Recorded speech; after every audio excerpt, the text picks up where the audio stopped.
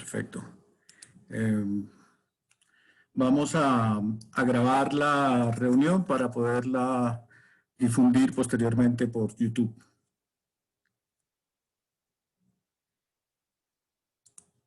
Hola, buenas tardes.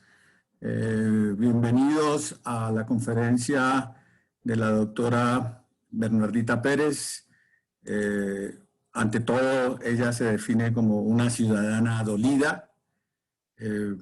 Es profesora especialista en Derecho Constitucional y esta tarde nos va a hablar acerca de el decreto reciente del presidente Duque, el 575, y lo que significa desde el punto de vista legal, desde el punto de vista del golpe a la democracia, desde el punto de vista de las condiciones que crea para golpear la movilización, para castrar el derecho a la protesta y de alguna manera los referentes que existen, ¿no? Desde el estado de sitio, el estado de conmociones, etcétera, y las diferencias que existen al respecto. Bernardita ha sido además, es profesora de Derecho Constitucional en la Universidad de Antioquia, ha sido conjuez de la Corte Constitucional y autora de varios artículos, varios textos, entre otros La acción de tutela, el proceso constituyente de 1991, el presidencialismo en la Constitución de 1991, los derechos de la mujer en la historia constitucional colombiana y investigaciones en tutela. Es importante, por si algunos de los asistentes no tienen estos datos precisos, entender que este decreto surge a partir de un mes larguito ya de protestas contra la reforma de Hacienda, que golpeaba más a los sectores medios y los sectores populares, y un mes que ha sido trágico. Yo no dudo en calificar esto como un gran crimen de lesa humanidad. Hay 47 muertos, según una cifra oficial, en las propuestas, según un periódico internacional, la BBC, alrededor de 400 personas desaparecidas, 352 personas con heridas oculares en las protestas, 21 de ellas perdieron el ojo, 1.983 personas heridas por disparos, 310 líderes sociales y 64 familias de líderes sociales asesinados en el 2020. Este es un dato de Indepaz. Se han cometido en el 2021 41 masacres con 158 víctimas. Evidentemente, ante esta situación, pues los jóvenes y los sectores populares salen a protestar y la respuesta que han tenido del Estado en vez del diálogo ha sido la represión violenta y ahora más recientemente este decreto. Entonces, pues con ustedes, Bernardita, te escuchamos, Bernardita, la doctora Bernardita. Mario, muchas gracias por invitarme. Me parece fascinante, emocionante, esto de me muevo por Colombia. No necesariamente como colombianos, sino como seres humanos, ciudadanos del mundo, latinoamericanos, dolidos por lo que nos pasa en nuestro hemisferio. Yo voy a hacer una breve introducción. Voy a reseñar algunos acontecimientos y algunas reflexiones para entrar a analizar un poco la circunstancia actual y el decreto de policía que ha dictado el presidente. En la invitación que propusimos para este evento, quisimos mencionar el estado de sitio, el estado de conmoción, la diferencia que hay entre uno y otro concepto en la historia constitucional latinoamericana, porque algo nos une a todos los latinoamericanos desde México hasta la Patagonia. Es una historia común de independencia, de una usurpación, porque no creo que fue una colonización, creo que ese lenguaje lo estamos cambiando y justamente por eso, al menos en nuestro país, estamos derribando los monumentos que históricamente hicimos a nuestros conquistadores, usurpadores violentos de lo que nos enseñaron en la escuela primaria, que era nuestra madre España. Voy a hacer entonces algunas reflexiones para llegar a esta circunstancia actual tan inmensamente dolorosa que vivimos hoy los colombianos. A principios del 2020 había protestas a escala planetaria. Hong Kong, Santiago de Chile, Teherán, Bagdad, Beirut, Argel, París, Barcelona y Bogotá. El mortal virus apagó de pronto la protesta y los ciudadanos del mundo esperamos respuesta de los estados. Esto era una total distopía lo que sucedía en marzo del año pasado. 15 meses después que han transcurrido, que jamás nos imaginábamos que una pandemia perdurara tanto tiempo, ni el Estado, ni una política universal de globalización, ni la OMS, ni la Organización Mundial de la Salud han estado a la altura de las circunstancias y al contrario, han mostrado su inferioridad ante un acontecimiento de la naturaleza que ya arroja 3,5 millones de fallecidos y Colombia ocupa el honroso 10º puesto de víctimas. Y tenemos que llamarlas víctimas, porque más del 80% en nuestro caso colombiano son de los estratos sociales de alta pobreza. En Colombia, las medidas gubernamentales para paliar esta miseria y el desempleo que se generó durante la pandemia nunca estuvieron a la altura de las circunstancias. Al contrario, aumentó el desempleo hasta llegar casi a un 20%. Ni las instituciones educativas fueron capaces de ofrecer refugio a sus educandos. Inmediatamente convocaron a educación virtual y los jóvenes y los niños que no tenían ni internet ni computador tuvieron que arreglárselas para buscar dicha educación virtual. De cualquier manera, por cualquier medio, pero ni las instituciones públicas ni privadas lo hicieron debidamente. De tal suerte que el mundo se volvió virtual, en nuestro caso colombiano, por un decreto. Cuando en nuestro país solo el 20% de la población tenía acceso a la www, como la llamamos. Por tanto, se arrinconó y se humilló a la población, en nuestro caso, la población colombiana. Creo que las cifras de Latinoamérica son bastante similares. Hoy, la gota que rebosó la copa fue un proyecto de ley que corría ya en el Congreso y que el gobierno presentó con el siguiente nombre: Ley de Solidaridad Sostenible. Por favor, una reforma tributaria que empobrecía más a las clases bajas y a la clase media y favorecía a las altas clases sociales. Solidaridad sostenible. Creo que los ciudadanos no lo soportamos más. Era una completa ofensa, no solo el contenido, sino el nombre, la nominación que el gobierno le había hecho a dicha enmienda. Simultáneamente presentaba un proyecto de reforma a la salud y el Congreso de la República raudo a tramitarlos. Ante esta inmensa burla a la ciudadanía, Esta no lo soportó, ni temió el contagio del mortal virus. Se volcó a las calles el 28 de abril.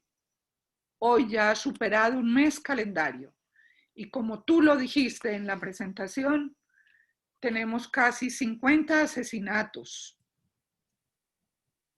casi 400 desaparecidos, aunque la fiscalía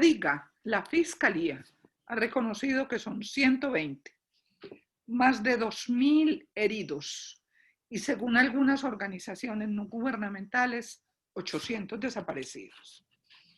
Para entender la magnitud de la protesta social, de esta protesta o paro nacional, como lo hemos llamado en Colombia, tendríamos que consultar un poco nuestra historia, la tópica, la nuestra, la colombiana, pero que tiene una gran coincidencia con el modelo latinoamericano.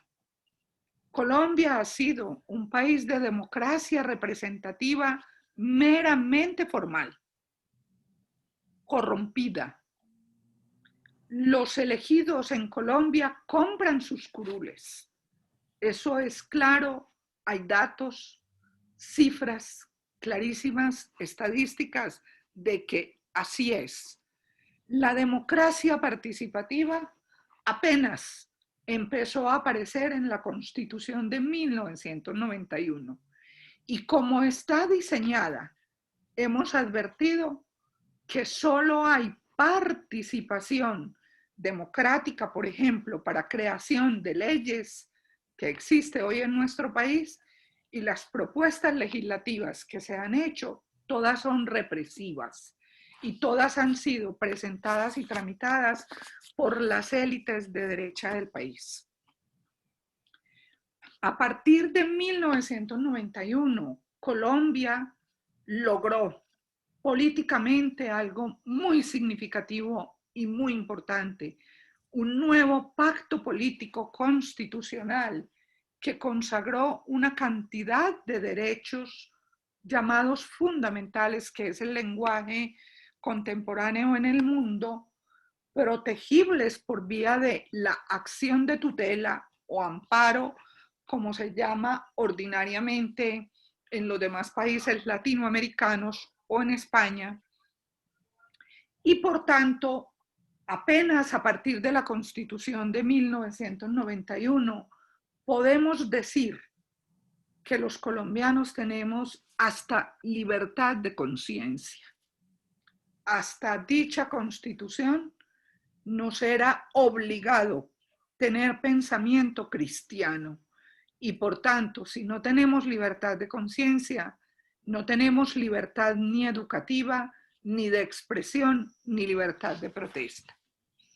El derecho a la protesta, que según algunos autores importantes como Roberto Gargarella, argentino insigne, de una gran tradición constitucionalista latinoamericana, ha dicho que es el más sagrado de los derechos. Yo creo que es la dignidad humana puesta en acción política. En Colombia, antes de la Constitución del 91, la protesta era prácticamente ilegal.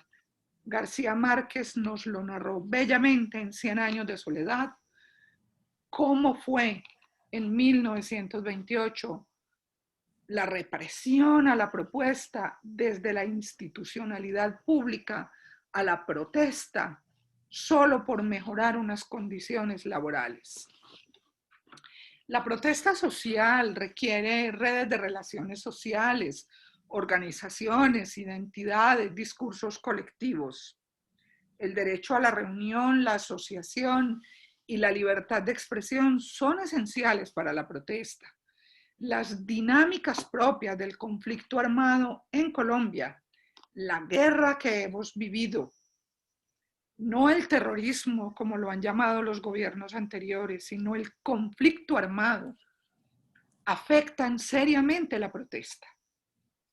Colombia además ha tenido una tradición larguísima desde la fundación, coincidencia que tenemos con otros países latinoamericanos como Venezuela, Ecuador, Perú, Bolivia, en la misma coincidencia histórica, países libertados por Bolívar, Simón Bolívar, desde la Constitución que integraba al menos a Ecuador, Venezuela y Colombia, la Constitución de Cúcuta, que este año en octubre cumple 200 años, coincide en esta característica común, un hiperpresidencialismo, que copiamos de los modelos autoritarios napoleónico y de las monarquías absolutas europeas, en las que se encontraba el rey como una fuente de unificación. En nuestro caso, desde la fundación de la República, ese factor de unificación fue la fe católica que nos unía. El presidencialismo vino acompañado de una figura que copiamos también de los regímenes autoritarios, el estado de sitio. El presidente sitia el régimen democrático. Eso es técnicamente un estado de sitio. El presidente de la República se alza como la institución central fundamental, el lector de una crisis, define cómo se conjura la crisis y puede inclusive hasta suspender la propia Constitución y ni se diga de la ley y de las demás instituciones para él expedir las normas necesarias para conjurar la crisis. Otra característica muy clara de ese estado de sitio históricamente en Colombia, prácticamente perduró hasta 1987, fue la ley marcial, mecanismo según el cual se le trasladan competencias judiciales a los órganos militares para que juzgue a civiles. Toda la historia constitucional colombiana está plagada de ley marcial. Apenas vinimos a superarla a partir del año 1987.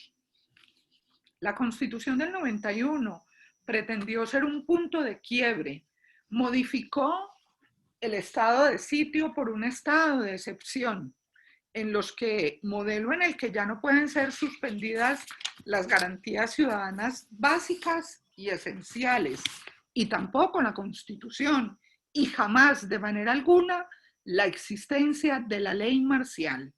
Esto es una prohibición constitucional específica de una relevancia fundamental para el tema que hoy nos convoca.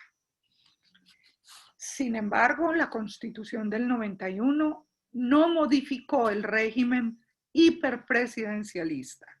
La Constitución hizo cambios muy importantes en materia de, por ejemplo, organización de la rama judicial, garantías, libertades ciudadanas, principios, valores políticos, pero no tocó el régimen presidencial.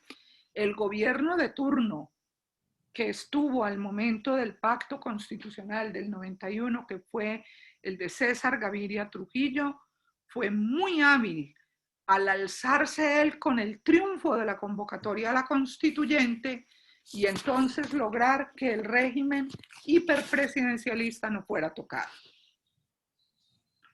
Duque, el presidente actual, Iván Duque, del partido Centro Democrático, del expresidente, fundado por el expresidente Álvaro Uribe Vélez, de 2 periodos políticos consecutivos, 2006, 2002, 2010, le ha huido al estado de excepción. Este es un asunto muy importante, porque lo que queremos resaltar en nuestra conversación de hoy es que al decreto que nos vamos a referir es una huida especial al estado de excepción, pero es un estado de excepción de facto.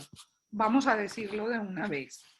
La razón de esta huida a haber decretado un estado de excepción es los controles que existen para un estado de excepción, control que hace la Corte Constitucional y que aún nos queda, aún en lo poco que nos queda, quizá como un órgano que todavía hace cautela a algunas garantías ciudadanas.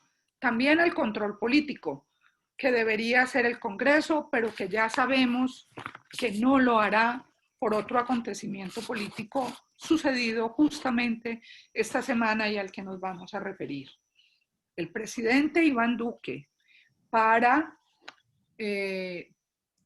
sortear esta crisis que se nos ha presentado en el país, de la que ya vamos a hablar también un poco más ampliamente, ha acudido a una figura que se denomina constitucionalmente y que es común también en todo el constitucionalismo latinoamericano, el poder de policía, que es un poder según la ley, no según la Constitución.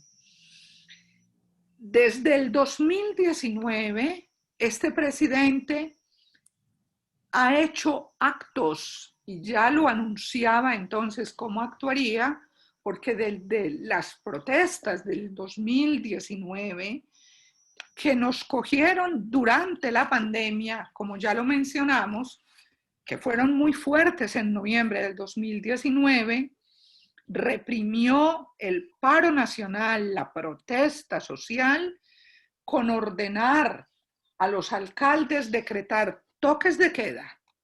Esa fue su estrategia. Y el cómo lo hizo con el poder de policía, porque ese poder de policía constituye una huida a los controles. Ya nos vamos a referir a este tema. Cuando se vino la pandemia mundial, la mayoría de los poderes que el presidente Iván Duque utilizó y que le vino muy bien el virus para reprimir la protesta social, ese virus, digamos, tuvimos, como he leído en algún autor, por cierto, mexicano, una paz coronavírica. Esta circunstancia del virus intentó reprimir a la ciudadanía, intentó y logró reprimir a la ciudadanía con decretos de policía de confinamiento obligatorio para toda la ciudadanía. Lo hizo a través de decretos ordinarios. El año anterior fue igual y por eso la Corte Suprema de Justicia colombiana dictó en septiembre del año pasado una importante sentencia referida a la protesta social, al sentido y alcance y al valor constitucional de la protesta, y por ello el presidente, con ocasión de esta importante sentencia de la Corte Suprema de Justicia, no de la Corte Constitucional, que explicó el valor e importancia de la protesta social, los cauces, los controles, los límites, el sentido. Ya la Comisión Interamericana había, a través de un organismo, como lo vamos a reseñar, ya había fijado también qué significaba y cuál es el alcance de la protesta social, porque en estos tiempos en Latinoamérica es, digamos, una institución política de una gran valía. El presidente, ante la sentencia de la Corte Suprema de Justicia, dictó este año, al inicio de este año, un decretico. Y yo digo un decreto menor. Imaginen ustedes, reglamentando la tutela, en la que define que en adelante el juez que será competente para conocer de sus decretos en materia de represión, por ejemplo, de la protesta y otras materias, será el Consejo de Estado. El presidente definiendo quién es su juez. Pues si esto no es autoritarismo, ¿qué es? Ese decreto tiene ya 2 meses de expedición. Algunos ciudadanos lo demandamos ante el Consejo de Estado. Pedimos la suspensión provisional de este decreto y el Consejo de Estado hoy al 2 de junio de 2021 no ha dictado siquiera un auto admisorio. Si se tratase de un decreto de conmoción interior, ya la Corte Constitucional tendría un proceso de control judicial bastante avanzado. Esa es la diferencia. Ese es un matiz muy importante. ¿Quién lo controla y cómo controla estos actos del presidente de la República? Esta medida del decreto 333 del 2021, donde el presidente eligió quién es el juez de las tutelas que contra él se promuevan en ciertas circunstancias, ya nos mostraba un camino hacia donde iba. Ahora dicta un decreto reglamentario de poder de policía, el 575, un decreto denominado de asistencia militar. ¿De dónde viene el vocablo en Colombia de asistencia militar? Está en la ley 1821, Código de Policía. Asistencia militar, como lo ha dicho entonces el decreto 575 de esta semana, viene a decir que con base en todas las circunstancias y la gravedad del paro nacional, que dije ya llevamos más de un mes en él, cuando la ciudadanía se volcó a las calles y perdió hasta el temor de la pandemia. Y con esto quiero recordar algo muy bello que leí durante la pandemia. El Decamerón de Boccaccio, siglo XIV. Durante una pandemia, la peste negra, hay un momento en que los ciudadanos, tan atemorizados y tan asustados, deciden olvidar la pandemia, salir a abrazarse a las calles, hacer el amor, cantar, bailar, olvidarse de la pandemia y morir. Así está descrito en el Decamerón de Boccaccio, donde hace un llamado a condolámonos de los oprimidos y de quienes sufren, que así lo manifiesta en dicha obra literaria. Los invitaría a que la revisáramos. También en estos tiempos viene muy bien leer antecedentes como estos.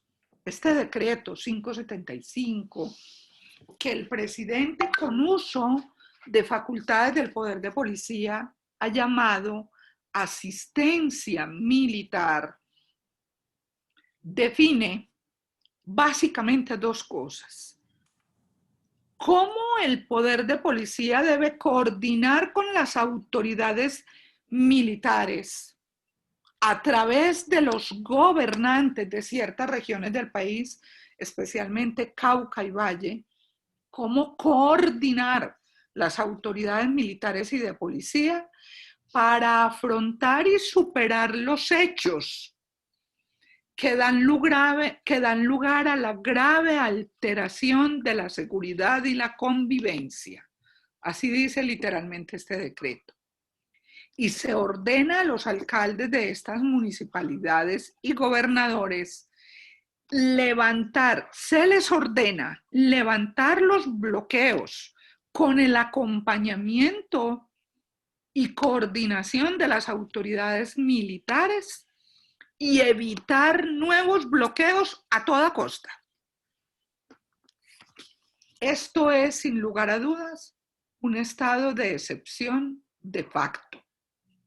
Materialmente se trata de definir, de tratar como guerreros enemigos a quienes protestan.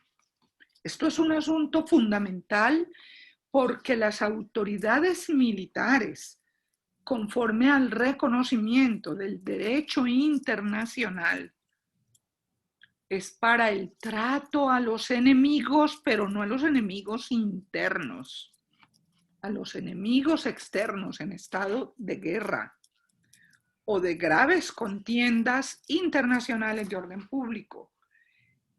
No, esta Este decreto 575 de asistencia militar obliga entonces los desbloqueos y le impone estas órdenes a los gobernadores y alcaldes, advirtiéndoles además que como consecuencia de no obedecer dichas órdenes, se vendrá contra ellos todo el poder disciplinante y judicial necesario. ¿Qué es la asistencia militar? En nuestra legislación realmente no está definido nítidamente, como he dicho, está regulado en el Código de Policía, un código de muy reciente expedición en Colombia, y hay que entender que por la naturaleza de las fuerzas militares, de ninguna manera, y ya lo dijo así, esa sentencia de la Corte Suprema de Justicia de septiembre del año pasado que les mencioné, que de manera alguna está autorizada para reprimir la protesta social. La Comisión Interamericana ha dicho que la intervención militar es extraordinaria, subordinada, complementaria, regulada y fiscalizada. Ninguna de estas condiciones está contenida en este decreto de asistencia militar. Se le impone, como he dicho, unas órdenes a gobernadores y alcaldes sin ningún control, regularización, fiscalización ni complementariedad. Se impone la asistencia militar para lograr estos desbloqueos que ha entendido el gobierno central, que son las fuentes de la grave perturbación del orden público que hoy existe en Colombia. La Corte Constitucional colombiana también ha dicho, ya en sentencias precedentes, que la intervención, y referidas al Código de Policía específicamente, cuando hizo el control de constitucionalidad, que la intervención militar solo puede ser para garantizar las movilizaciones y de manera alguna para hacer control o contención a la protesta. Esto significa a las claras que el decreto que ha dictado el presidente es abierta y flagrantemente inconstitucional. Pero esto poco importa. Los ciudadanos tendremos que acudir a demandarlo ante el Consejo de Estado y como he puesto el ejemplo con el decreto anterior, donde el presidente dictó las normas para definir quién es el competente para conocer de las acciones de tutela contra él, que han transcurrido casi 2 meses y el Consejo de Estado ni siquiera ha dictado una admisión de la demanda. Hoy todos los poderes han sido cooptados por el Poder Ejecutivo. El fiscal es compañero de estudio del presidente Duque y actúa como un estafeta suyo. Asimismo, la Procuraduría General de la Nación, el Congreso, ¿qué decir del Congreso? Estaba tramitando raudamente el proyecto de ley de reforma tributaria que tan rimbombantemente había titulado el presidente Ley de Solidaridad Sostenible. Créanme que esto parece un chiste. Nunca he visto ningún proyecto de reforma tributaria de ningún país que tenga un nombre similar. Yo imagino al presidente con los de su partido político y demás en la Casa de Nariño burlándose de nosotros los ciudadanos al imponer este nombre al proyecto de reforma tributaria que nos empobrecía más a todos los ciudadanos colombianos, sobre todo, como he dicho, de las clases medias y bajas del país. Todos los poderes han sido cooptados, como he dicho, el Congreso. El Congreso esta semana se abstuvo de hacer moción de censura contra el ministro de Defensa, que se atrevió a proponer como el primer ministro de Defensa del presidente Duque. Quiero contarles que el primer ministro de Defensa del presidente Duque, lo primero que dijo prácticamente antes de posesionarse era que iba a presentar un proyecto de ley sobre la protesta social para poner la protesta en sus justas proporciones. Este ministro de Defensa, en otra mofa y burla atrevida y descarada contra nosotros, los ciudadanos, se atrevió a proponer en estos días que por qué no creábamos protestódromos, sitios especiales para hacer la protesta. La protesta es incómoda, claro. Platón, en uno de sus hermosos diálogos, El banquete, nos decía que la democracia es estorbosa, la palabra, el diálogo ciudadano estorba a los autócratas, pero sin ellos, sin él, sin el diálogo, es imposible la democracia.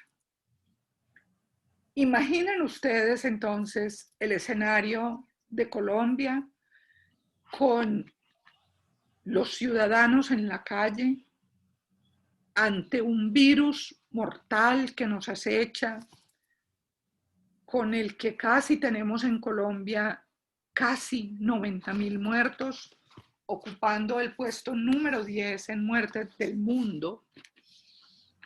Los ciudadanos se han arriesgado a salir a protestar y hoy ya vemos en la protesta el poder de policía, el poder del ejército haciendo asistencia militar y ciudadanos colombianos armados a la vista gorda de los militares y los policías disparando a los resistentes.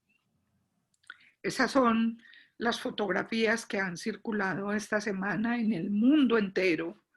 Las he visto hasta en noticieros como el de la Deutsche Welle, televisión alemana, que por supuesto no pueden hacer otra cosa distinta en nosotros. Lo mínimo es que nos tiemble la voz y el alma.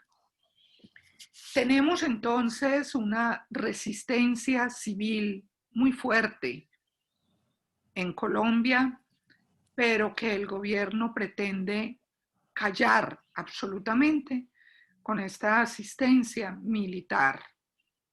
Ha impedido y obstaculizado los diálogos.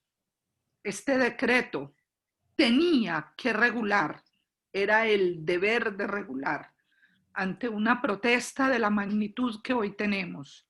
Colombia ha protestado históricamente, pero no como quisiéramos, ha protestado poco. Quizá hayamos mencionado algunas razones. No teníamos libertad de expresión, no hemos tenido históricamente libertad de prensa, libertad de opinión, ni libertad de educación. Estas libertades las hemos venido adquiriendo como conquistas que nos han dolido y costado mucho hace muy pocos años. Vamos a celebrar ahora los 30 años de vigencia de la Constitución de 1991 en esta crisis y dudo mucho que lo hagamos en términos dialógicos. Esperaría como ciudadana que así fuera, pero no lo veo sencillo, no lo veo fácil. El Estado está generando un miedo adicional al que tenemos por el contagio del coronavirus. El miedo nos esconde, nos arrincona. Los nazis ya dieron las clases necesarias para entender lo que es el fenómeno del miedo en la política. El gobierno lo está usando. Las imágenes que hemos visto esta semana asustan a cualquiera y son muy valientes aún los ciudadanos que resisten en las calles. Y como apenas logran resistir, no hay siquiera una línea clara de diálogos. ¿Qué dialogar? ¿Cómo dialogar? ¿Con quién dialogar? Algunos departamentos del país han iniciado unos pequeños diálogos regionales, como en Antioquia. Sin embargo, no tenemos clara cuál es la línea, cuál es la agenda, cuáles son los temas, quiénes van a liderar esos diálogos, cómo se va a hacer. Apenas territorialmente, porque el gobierno nacional solo ha respondido con el decreto que hemos mencionado, el decreto de asistencia militar. Es su proyecto político, lo era desde el principio, como he dicho, desde el primer ministro de Defensa, que se iba a posesionar con el inicio del gobierno Duque, así lo manifestó. Yo lo que vengo es a poner la protesta en sus justas proporciones. ¿Cuál es la protesta en sus justas proporciones? Ya nos lo dijo el ministro de Defensa, Diego Molano, en estos días. Creemos protestódromos. Creemos sitios para que los inconformes salgan allá a gritar solitos, a aullarle a la luna. Esto es profundamente grave lo que nos está sucediendo. Creo que en este mes largo de resistencia nacional se han hecho algunos logros, como hundir la reforma tributaria o de solidaridad sostenible, la reforma a la salud, la renuncia que tuvo que presentar la ministra de Relaciones Exteriores, que da vergüenza, su comportamiento ante la comunidad internacional, la visita que nos anuncia la Comisión Interamericana de Derechos Humanos, la cátedra que la misma Comisión Interamericana de Derechos Humanos nos dio en el 2019, en este flamante documento que invitaría a todos a que leyeran y que son los estándares sobre los derechos involucrados en la protesta social, regulados por la Relatoría Especial de la Libertad de Expresión. Yo creo que este documento es central, fundamental, para el camino que debe dársele a la protesta y que la comunidad internacional nos acoja y nos ayude, porque la resistencia colombiana no va a ser suficiente con la militarización que ahora se da, prohibida, flagrantemente inconstitucional. No sé si habrá un juez de tutela arrojado y valiente que contra esa asistencia se pronuncie, porque hoy tenemos, es una norma que dice que solo el Consejo de Estado tendrá conocimiento de una tutela de esta magnitud. Es decir, el gobierno ha ido cerrando un cerco desde que se posesionó este gobierno hasta hoy en el manejo clarísimo de una protesta social que entendía que se le avecinaba. Pero como decimos los abogados con una frase famosa, ante el autoritarismo y la autocracia, que decimos siquiera hay jueces en Berlín, siquiera tenemos estos estándares sobre los derechos involucrados en la protesta social, el alcance y valor de lo que significa esa protesta, Relatoría Especial de la Libertad de Expresión de la Comisión Interamericana que va a venir a visitarnos. Necesitamos la solidaridad, el acompañamiento de los ciudadanos latinoamericanos y ese es el valor inmensísimo de una conversación como la que ahora tenemos. Voy a dejar la presentación hasta acá para que oigamos participaciones, inquietudes, reflexiones y que por favor de fuera de nuestro país y en otras latitudes nos ayuden a ver cómo será la luz después del túnel en el que hoy nos encontramos, porque ante esta decisión de la asistencia militar, por supuesto que los ciudadanos colombianos estamos absolutamente amedrentados e intimidados, porque hemos sido declarados los ciudadanos enemigos del gobierno colombiano y enemigos de sus propios ciudadanos, que son los que tienen la vestidura de militares y de policías. Somos los enemigos. Y esto nos genera ni más ni menos, y al decir esto, créanme que me tiembla la voz. No puedo sentir que algo nada distinto a un profundo dolor de patria, porque no sabemos, no tenemos claro el panorama y qué se nos espera. Entonces, Mario, por ahora esto, y quizá digamos más a partir de las intervenciones y la conversación que se plantea. Mil gracias, Bernardita, y de nuevo también mil gracias a Me Muevo por Colombia y a Yarima, que han organizado la reunión. El diseño de nuestra reunión está planteado en preguntas por escrito, entonces te las voy a ir leyendo de una en una y tú contestas, ¿te parece? Me parece que ha sido una charla muy clara, que nos ubica perfectamente cómo este decreto no es casual, no es algo que aparezca ahora, sino que obedece a una política sistemática, planeada de el inicio del gobierno, y yo diría desde los últimos gobiernos, en realidad, desde el mismo momento en que el uribismo se subió al poder, digamos, ¿no? Hay una primera pregunta de Nana Lozano. ¿Hay alguna medida jurídica que se pueda impulsar como colombianos en el exterior? Sí, yo creo que la más expedita de todas sería una acción de tutela contra estas medidas. No tenemos otra medida expedita, ya lo he dicho como ejemplo.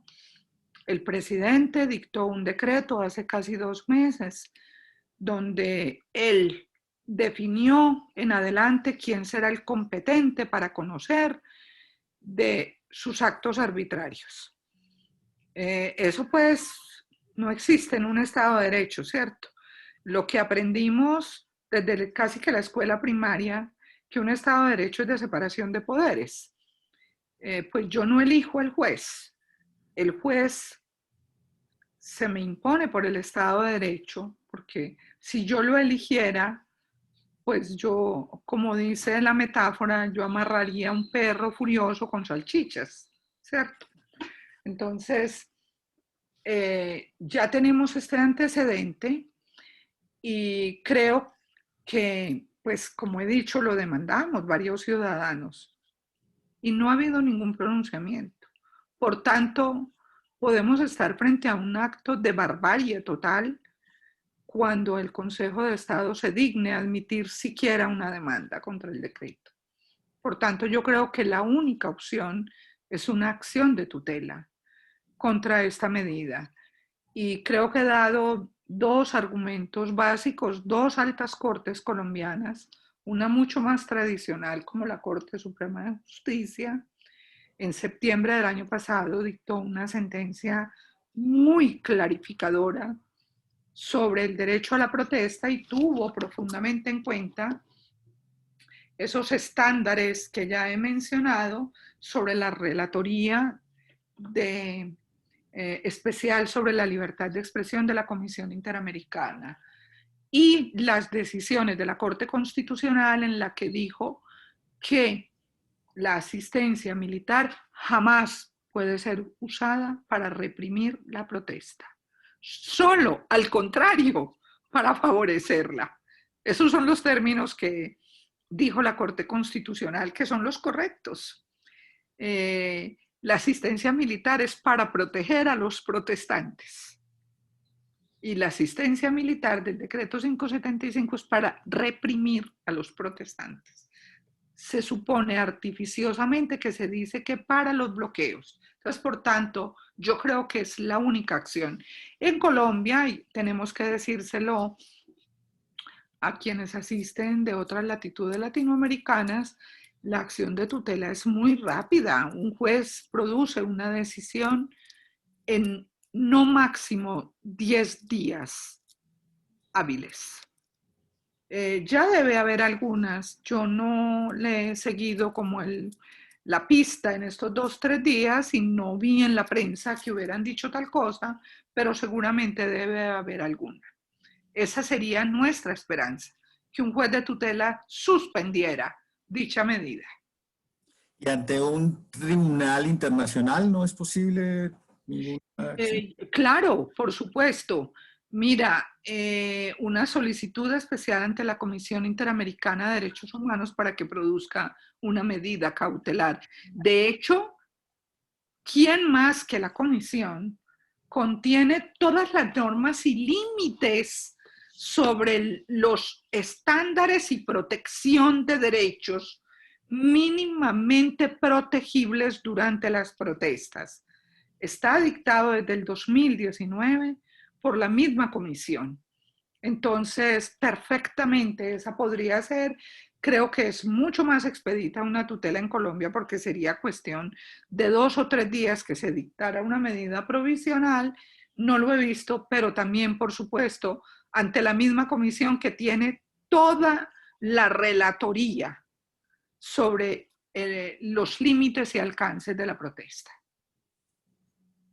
Hay una pregunta en ese sentido. Decía que ¿cuál es el alcance de la Convención Interamericana de Derechos Humanos si la justicia en Colombia de alguna manera está blindando las medidas y el actuar del presidente? Eh, en Colombia hoy tenemos básicamente los poderes de control cooptados por el Poder Ejecutivo. Desde que en Colombia, en la Constitución del 91, y tú ya lo dijiste, Mario, se creó la posibilidad de una reelección, aunque el presidente reelegido dijo que solo se modificaba un artículo, como él lo decía en diminutivo, solo un articulito. Lo cierto es que se cambiaba la estructura de la Constitución, porque los periodos políticos también están hechos para hacer controles políticos. Entonces, se han venido cooptando los otros poderes.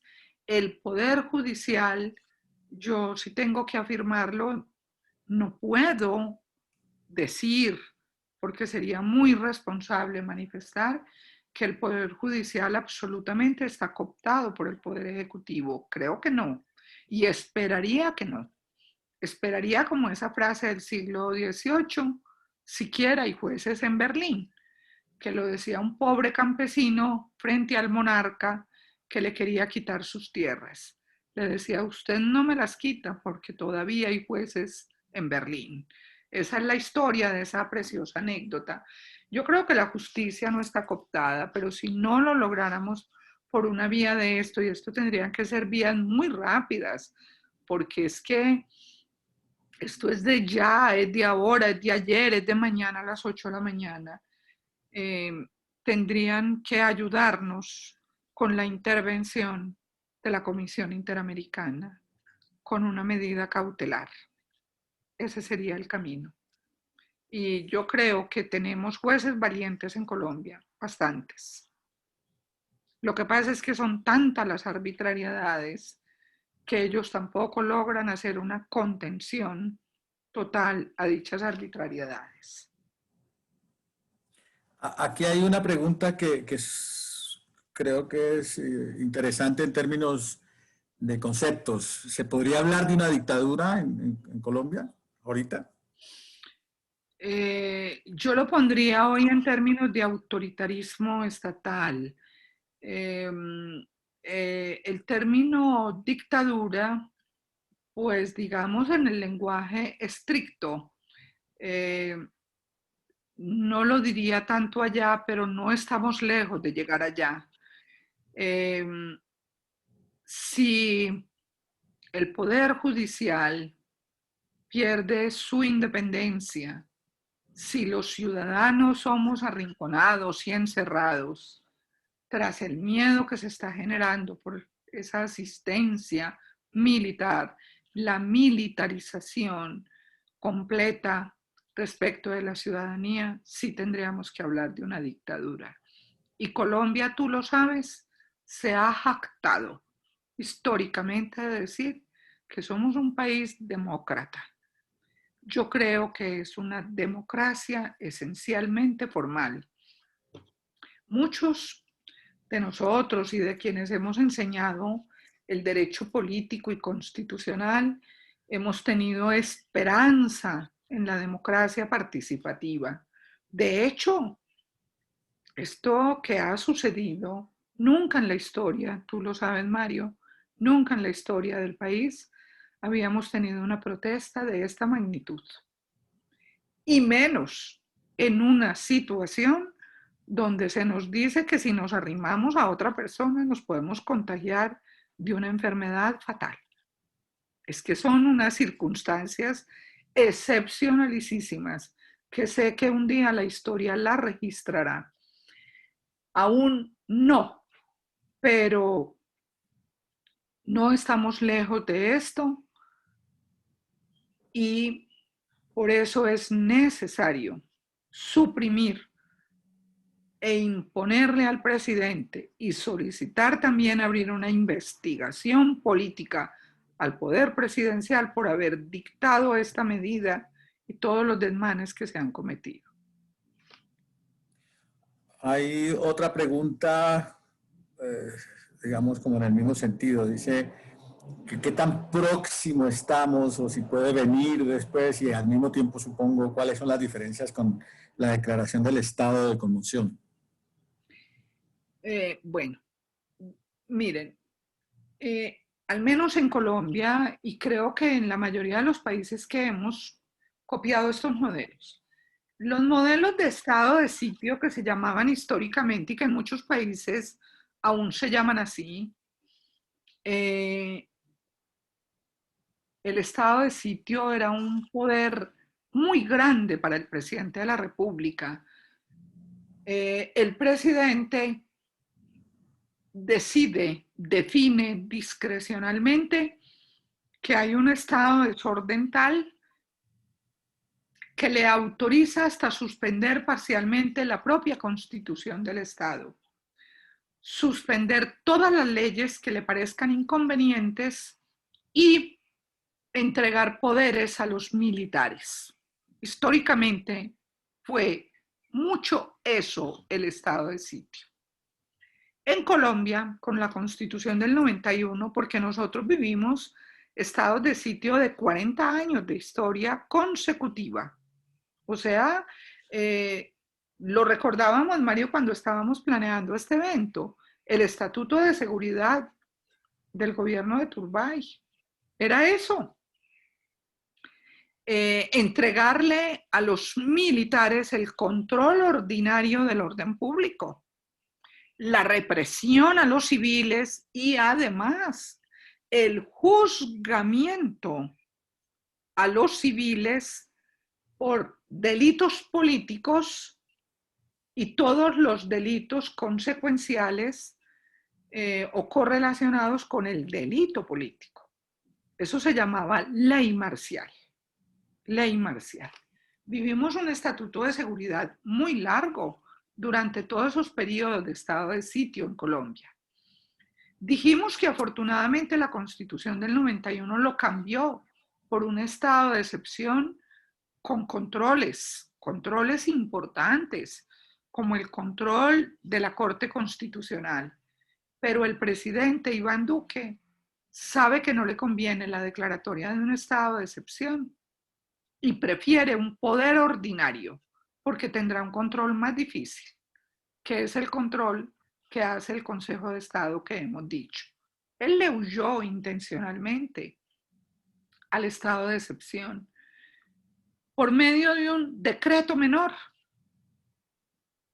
Dicta un estado de sitio de facto porque además es estado de sitio. Y quiero recordar que es que hay un antecedente muy importante, que es un caso contra Venezuela en el año 2006 de la Comisión Interamericana de Derechos Humanos. El caso Aranguren, que la comisión inclusive dictó medidas cautelares específicas y dijo expresamente que en las situaciones de protesta social no se puede usar la fuerza militar. Entonces, estamos llenos en los organismos de protección internacional de derechos y en nuestras cortes colombianas internamente tenemos toda la doctrina y solidez para defender esto. Pero el gobierno había venido preparando su escenario para esta represión. Esto no es ignorancia, esto es deliberado, esto es planeado. Esto no es que, como he oído algunos comentaristas, se equivocó el presidente. Se equivocó de medida, no podía usar la legislación de policía. No, él no fue que cometió un error por mala asesoría o por mala información. Ya les he dicho, hasta el ministro, que se le intentó hacer una moción de censura. Votaron más de 100 congresistas de la Cámara de Representantes un no a esa moción de censura y él propone sitios especiales para, que llama protestódromos. Es que la palabra ofende, hiere hasta la vista. Hay otra pregunta práctica, ¿cómo podríamos tener asesoría para hacer esa solicitud ante la Comisión Interamericana de Derechos Humanos desde el exterior, que supongo que tiene un alcance diferente de lo que se está haciendo en Colombia? Sí, mira, yo les voy a comentar algo que me gusta mucho decir y que se lo digo a mis alumnos. La comisión, justamente en una conmemoración de un aniversario especial, creo que fue en el 2018, 2019, creó un documento que se llama Digesto, como el digesto de Justiniano. Digesto significa orden. La palabra digestión viene de esa etimología, ¿no? Digerir ordenadamente. Y eso es un digesto. Así se llamaba esa codificación justinianea. Pues y cuando habló codificación justinianea, estoy hablando del siglo V después de nuestra era. O sea, eso hace 16 siglos que se llamó así. Es un nombre muy bonito. La comisión dictó un digesto donde le explica al ciudadano de a pie cómo debe hacer una solicitud y le da un manual que parece una receta básica de culinaria. Para hacer una petición ante la comisión, sigue este instructivo y llenas este formato, pones estos datos y aquí te pongo ejemplos de cómo se hace y te pongo ejemplos de derechos relevantes protegibles por esta comisión y cómo se solicita una medida cautelar. Mira, Mario, esto es a prueba de un conocimiento de escuela primaria básica. Me fascina ese documento de la comisión, se lo recomiendo, métanse a la página y bájenlo, digesto de la comisión. Y me parece que es una clase monumental de protección de derecho interamericano. Es un regalo que nos hizo la comisión. No hay que saber más que lo que dice ese digesto. Creo que mejor no se lo podemos decir a los ciudadanos latinoamericanos para que se motiven también a hacerlo y aprender a usar esa herramienta tan valiosa.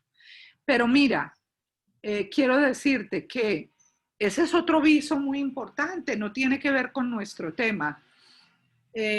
Tú sabes que hace muy poco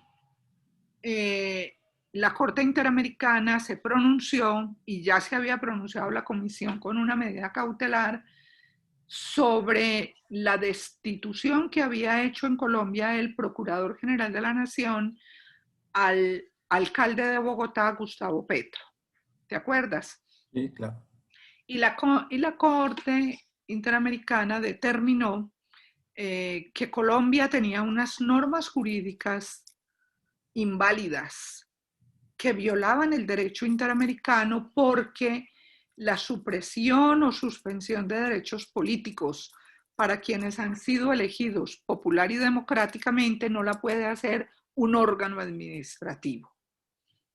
¿Y sabes cuál fue la respuesta de la hoy Procuradora General de la Nación ante esa orden de la Corte Interamericana? Eso es de hace muy poco, 2, 3 meses. La respuesta de ella fue presentar un proyecto de ley al Congreso de la República para que la Procuraduría se vuelva juez.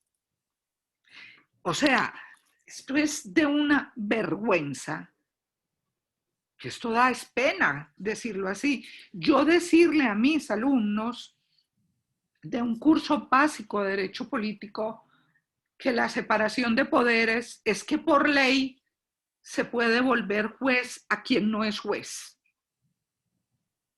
O sea, el rey Midas. Qué horror. ¡Qué horror!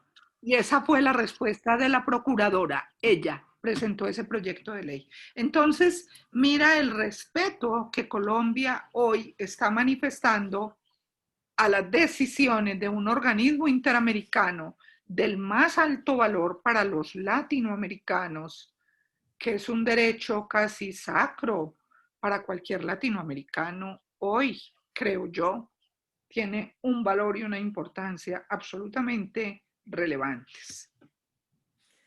Hay algunas preguntas de carácter político que las dejaré para el final, porque prefiero jerarquizar primero las que tienen que ver con la cuestión jurídica. Una de esas preguntas, desde el punto de vista práctico, me parece fundamental y es, pregunta, pues que en otras palabras, un señor, que si el ejército con este decreto, en estas condiciones, tiene derecho a detenerte en cualquier momento, en cualquier circunstancia y a hacerte requisas, etcétera. Bastaría afirmar en la orden de captura de que se trata de un ciudadano que pretendía hacer un bloqueo, porque es eh, el decreto se define para desbloquear y evitar bloqueos. Entonces, en aras a evitarlo, también hay que tomar las medidas de asistencia militar necesarias y, por tanto, como con todas las competencias que tiene tradicionalmente el poder de policía. Pero entonces, bueno, digamos que en una situación de protesta, conflicto, etcétera, con este decreto te pueden detener y arguir eso. Pero si tú estás en la calle caminando normal, estás en tu casa, etcétera, también lo pueden hacer. No, no debe de ser, ¿no? No debe de ser. Creo que ahí sí es una captura flagrantemente ilegal. Para mí, de cualquier manera, lo es. Claro. Porque ya he dicho que este decreto de asistencia militar es flagrantemente inconstitucional y un juez de habeas corpus debería proteger la libertad del ciudadano. Eso sería también lo que le tendríamos que decir a los jueces. Pero que lo van a hacer y lo van a hacer válidos de ese decreto de asistencia militar que les permite actuar con todos los poderes en un intento de bloqueo para desbloquear, porque las competencias son específicas para afrontar, superar los hechos que dan lugar a la grave alteración de seguridad y convivencia y, por tanto, levantar bloqueos y evitarlos. Entonces, eso es todo. Lo interpreta, evitarlo viene a mi casa porque yo estaría pensando en hacer un bloqueo Exactamente.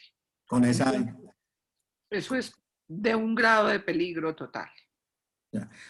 Otra pregunta técnica, digamos, es que ¿cuánto tiempo tiene de duración ese decreto? ¿Qué límite tiene en el término temporal? Esa es otra diferencia y muy buena esa pregunta para advertirlo. La conmoción tiene una duración máxima en el tiempo. Este decreto es indefinido. Es que también el haber hecho uso de un poder reglamentario del poder de policía le permite que sea indefinido. Muy buena pregunta esa para explicar algo que no había dicho y que debía haber dicho, que es una diferencia muy importante. No tiene que revalidarlo cada tiempo ni nada. Está, ya queda indefinido. Los poderes reglamentarios, la potestad reglamentaria del presidente ordinariamente es indefinida. Es que él hizo uso de la potestad reglamentaria de la ley, Mario. La reglamentación de las leyes es para que ellas se cumplan mientras la ley está vigente. Entonces, esa fue la potestad que él usó. No usó el estado de excepción que se supone que es excepcional y que no puede durar más de 90 días al año. Entonces, hace uso de una potestad reglamentaria de la ley que le permite que sea indefinido. O sea, puede que mañana digan, bueno, se acabó la protesta, vamos a hacer una situación un poco de ficción, porque nos vamos a sentar a dialogar, entonces, bueno, no va a haber más asistencia militar, pero el decreto queda ahí. En 2 años, ante una situación de protesta con algún grado de bloqueo, cumpliendo las condiciones de este decreto, el presidente vuelve y saca este decreto. En 2 años, en 5 años, siempre que esté vigente el Código de Policía. Es que él realmente reglamentó el artículo 170 del Código de Policía colombiano. Entonces, es una norma que queda indefinida en el tiempo. Es que En ese esto fue muy sentido, bien planeado. claro, en ese sentido, en la negociación, uno de los puntos clave sería este. Sí, claro, creo yo. Creo que debe de ser. El problema, Mario, para la negociación, que quiero también advertirlo, es que para negociar necesitamos usar la palabra. Los que estamos en el, digamos, en el conflicto, no en la violencia, sino en el conflicto, declinamos la fuerza y usamos la palabra, ¿cierto? Eso es el diálogo. Pero es que hoy tenemos es una situación de violencia. Y voy a recordar una definición de Hannah Arendt que me encanta. ¿Qué es la violencia? En un texto que ella escribió que se llama Sobre la violencia. Ausencia de palabra. Y eso me parece precioso. Eso es. Estamos en una situación de violencia. Entonces, ni siquiera tenemos clara una agenda dialógica. Porque ante el reclamo de diálogo por parte de la ciudadanía y la protesta social, la respuesta ha sido la violencia. Bueno, pienso que aquí entramos en el terreno político, porque por las preguntas que hay, pues las he condensado en esas que te he hecho, y más o menos lo que queda claro con tu exposición y lo que estamos viendo es que una vez más el gobierno colombiano ha actuado muy inteligentemente, muy perversamente, ¿verdad? Para formalmente seguir manteniendo cierta forma de democracia escudado en ese reglamento, etcétera, no decretar la conmoción interior, etcétera. En ese sentido, pues pareciera que lo único que podría poner límites y transformar esta situación es la movilización social. pero bueno, esa es mi interpretación. ¿Tú cómo ves este asunto, la movilización social? Y a mi juicio, y eso es parte también de la discusión, una movilización social muy cuidadosa de evadir cualquier, aunque se lo pueden inventar ellos, ¿no? Pero de evadir cualquier espacio de violencia en la medida en que el poder de la violencia del Estado, y en estas condiciones con mayor razón, es brutal. Y entonces la denuncia y la movilización sería el único camino que nos queda, digamos. Yo creo en eso. ¿Qué hacer? ¿Qué hacer? A toda costa lograr obligar a las instituciones gubernamentales a sentarse a dialogar para redefinir una agenda política de futuro país. No necesariamente una nueva constituyente.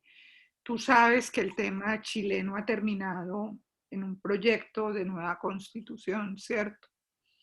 Muy valioso, por cierto. Colombia puede transformar mucha institucionalidad sin un cambio constitucional, porque nosotros gozamos de un apartado dogmático de la Constitución que cualquier país del mundo se lo quisiera. En las normas tenemos un catálogo de libertades y derechos ciudadanos muy valioso. Necesitamos es hacer leyes que faciliten los procesos de democracia participativa, desatrancar esas instituciones que están truncadas deliberadamente por el Congreso. Quiero contarte que cuando se estaba discutiendo, por ejemplo, la ley de mecanismos de participación ciudadana, y eso está grabado en los debates parlamentarios, muchos congresistas propusieron unas mayorías tales en la participación ciudadana de un mínimo de ciudadanos que deban participar para que ella se obstaculice. Entonces necesitamos es destrabar esos mecanismos para que la ciudadanía aflore como debe ser, en un grado superlativo, por decirlo de alguna manera.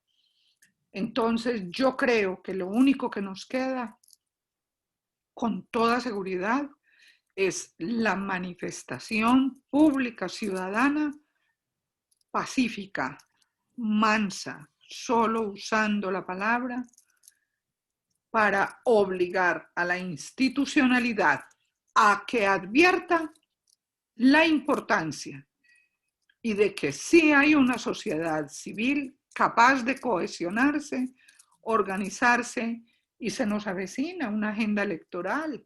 Estamos a un año y tantico de una agenda electoral muy importante. Y creo que de acá, y esperaría que el gobierno así lo advierta, pueden salir candidatos sorpresa también, pero deben salir de la ciudadanía, no de la clase tradicional política. Y esto lo podemos lograr con movilizaciones sociales. Y he insistido en esto, Mario, es que yo estoy sorprendida como ciudadana.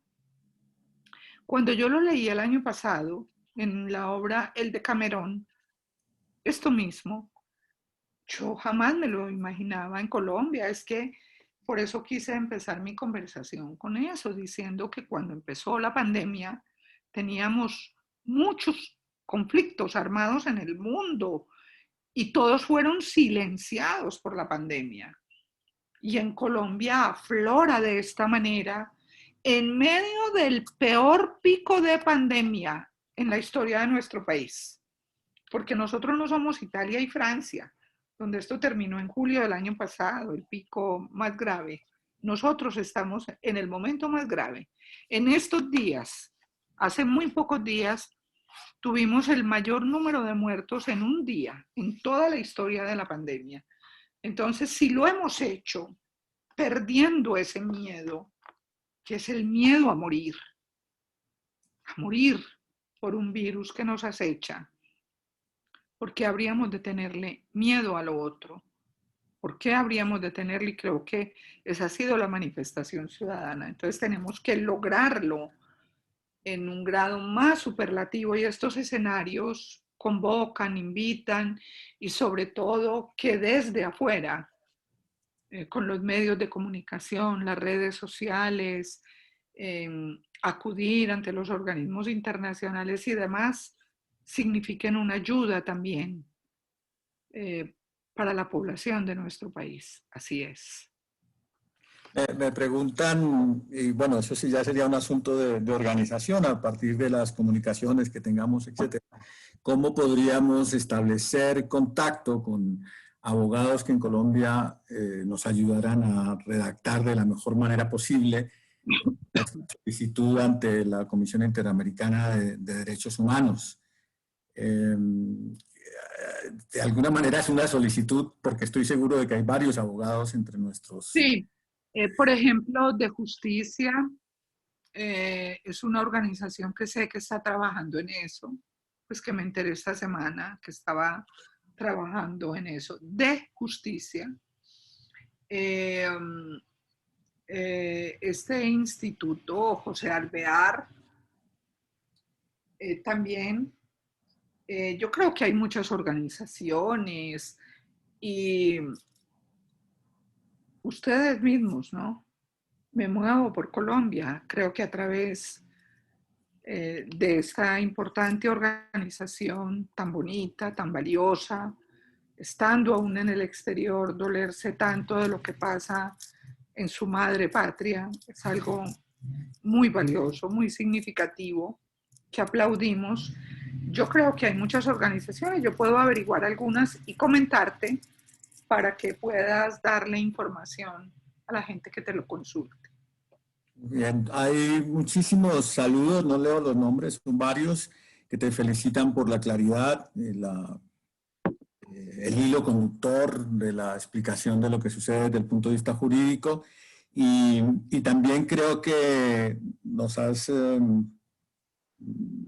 alimentado la esperanza de que esta situación puede cambiar justamente en el terreno de la movilización, de la denuncia, de la demanda incluso. Ahí te queremos una vez más agradecer y, y, bueno, y transmitir para todos que existe la esperanza que con gente como tú y que me muevo por Colombia, en fin, podamos denunciar lo que está sucediendo, mover, no cansarnos como está sucediendo y seguir impulsando la movilización. Muchas gracias. Voy a decir algo que leí hace poco en un escritor inglés del siglo XVIII, que hablando con un amigo, el amigo le decía que había enviudado tras 40 años de un terrible matrimonio y que había decidido volverse a casar. Entonces el filósofo inglés le decía, ¿y cómo hiciste eso? Y dice, porque la esperanza debe vencer a la experiencia. Muy bien, bravo. Creo que es una buena manera de terminar. Perfecto, perfecto, muy bien. Pues mil gracias. Damos por terminada la sesión. Seguramente vamos a organizar otras conversaciones. Se me ocurrió una muy desde el terreno político, digamos. Pero bueno, por ahora terminamos y vamos a esperar los dos unos minutos que los asistentes se retiren para cerrar la grabación de la conferencia de hoy que vamos a subir a YouTube. Es muy importante que todos sepan que esta conferencia se puede volver a ver las veces que se quiera en distintos momentos en YouTube. Ya pasaremos la liga de YouTube. Muy bien. Gracias y felicidades.